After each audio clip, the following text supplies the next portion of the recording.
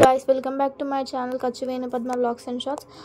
ఈరోజు మా బ్రేక్ఫాస్ట్ ఏంటంటే దోశ అన్నమాట. దోశలోకి కాంబినేషన్ పల్లి చట్నీ చేస్తున్నాను నేను. ఇక్కడ పల్లి చట్నీ ఎట్లా చేయాలో చూద్దాం రండి. ఒకవేళ మీకు ఈ ప్రాసెస్ అంతా చూసి నచ్చినట్టు అనిపిస్తే ప్లీజ్ ఒక లైక్ చేయండి అండ్ వీడియో ఎండ్ వరకు చూడండి, ఎక్కడ స్కిప్ చేయకుండా. అలా అయితేనే మీకు రెసిపీ అర్థమవుతుంది.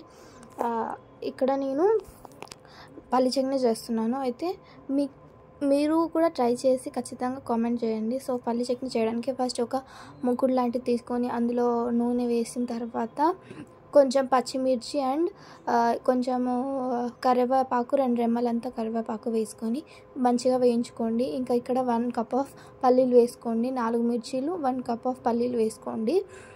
మంచిగా ఫ్రై చేసుకోండి దాన్ని, ఎందుకంటే పల్లీలు ఎంత మంచిగా గోలితే చట్నీ అనేది టేస్ట్ అంతా బాగుంటుంది. ఇది మాడిపోయే ఛాన్స్ ఉంది.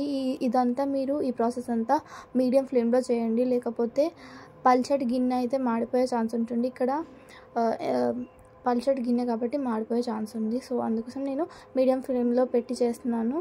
మీరు ఎంత ఓపికగా ఫ్రై చేస్తే అంత మంచిగా చట్నీ అనేది టేస్ట్ ఉంటుంది.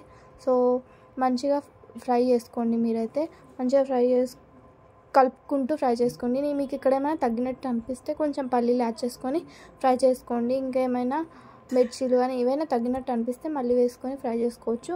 ఫ్రై చేసుకుంటూ ఉండండి అలా కలుపుతూ.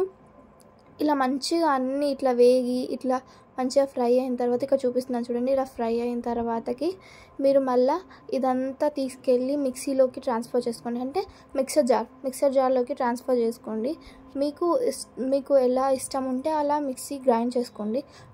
ఎట్లా అంటే మీకు గట్టిగా ఇష్టం చట్నీ అంటే గట్టిగా గ్రైండ్ చేసుకోండి. ఇంకా లేకపోతే లూజ్గానే ఉండాలి, అలా అయితేనే టేస్ట్ బాగుంటుంది అని కొందరు అనుకుంటారు కదా. సో అట్లయితే అట్లనే గ్రైండ్ చేసుకోండి. మీకు ఎట్లా ఇష్టమైతే అట్లా గ్రైండ్ చేసుకోండి. ఇందులోకి కొంచెం జీలకర్ర, కొంచెం ఎల్లిపాయలు, ఒక 4 ఎల్లిపాయలు, చిన్న రవ్వంతా చింతపండు వేసుకోండి మిక్సీలో. అండ్ తర్వాత ఇక్కడ నేను దోశపిండి చూపిస్తున్నాను. ఇక్కడైతే తర్వాత కొత్తిమీర కడుక్కొని ఇంకా మీరు ఆ మిక్సర్ జార్లో కొంచెం ఉప్పు, కొత్తిమీర అయితే వేసుకోండి. ఇంకా కొంచెం వాటర్, ఇంకా జీలకర్ర వేసుకొని మిక్సీ పిండి అనేది మంచిగా ఈ కన్సిస్టెన్సీ వచ్చే వరకు కలుపుకోండి. ఆ తర్వాత ప్యాన్ పెట్టుకొని మంచిగా దాంట్లో ఆయిల్ వేసి కొద్దిసేపు ప్యాన్ అనేది వేడెక్కనివ్వాలి. ఈ పిండి అనేది నేను నిన్న నైట్ 8 గంటల సేపు కంటే ఎక్కువనే నానింది.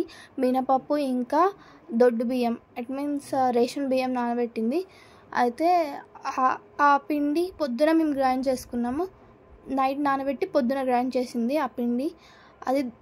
అది ఇలా ఈ కన్సిస్టెన్సీలో గ్రైండ్ చేసుకొని వాటర్ కొంచెం ఈ కన్సిస్టెన్సీలో వచ్చేలాగా పిండి పోసుకోవాలి. వాటర్ పిండిలో దోశలు ఎంత బాగుస్తున్నాయో చూడండి. పెనం బాగా వేడెక్కిన తర్వాతనే మీరు దోశ వేయాలి.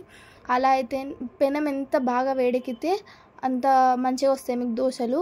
బాగా వేడెక్కిన తర్వాతనే వేయండి దోశ, ఎందుకంటే బాగా వేడెక్కిన తర్వాత వేస్తే ఏంటంటే దోశ అనేది మంచిగా మనము ఇలా దాన్ని గరిటెతో లేపకముందే అదే లేచి వస్తుంది దోశ అనేది. సో మీరు 1 సైడ్ ఫ్రై చేసుకుంటే 1 సైడ్ అన్న మీకు ఇష్టం వచ్చినట్టు 1 సైడ్ అన్న ఫ్రై చేసుకోండి. లేకపోతే 2 సైడ్లు లేదు మేము 2 సైడ్లు ఫ్రై చేస్తాం దోశ అనేది అంటే 2 సైడ్లు వేపుకోండి. అయితే ఈ తర్వాతకి ఇక్కడ నేను మిక్సీలో చట్నీ అనేది గ్రైండ్ చేస్తున్నాను.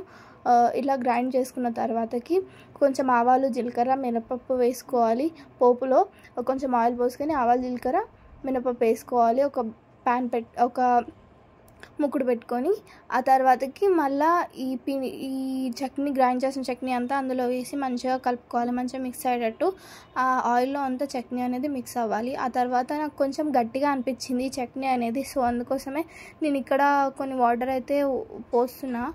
కొన్ని వాటర్ పోసి మొత్తం చట్నీ అనేది లూజ్గా కావాలి నా కోసం, అందుకోసమే వాటర్ పోస్తున్నాయి. ఇక్కడైతే మా మమ్మీ చాక్పత్త ఇంకా గంజి పంపిన నీళ్ళు అవన్నీ స్టోర్ చేస్తుంది. ఎందుకోసం అంటే చెట్లకి వేయడానికి. ఆ వాటర్ చెట్లకు పోస్తే మస్తు బలం అన్నమాట. బలం ఎంత వేర్ల నుంచి వస్తుంది ఆ వాటర్ చెట్లకు. ఈ వీడియో కనుక నచ్చినట్టయితే షేర్ చేయండి, లైక్ చేయండి, సబ్స్క్రైబ్ చేయండి.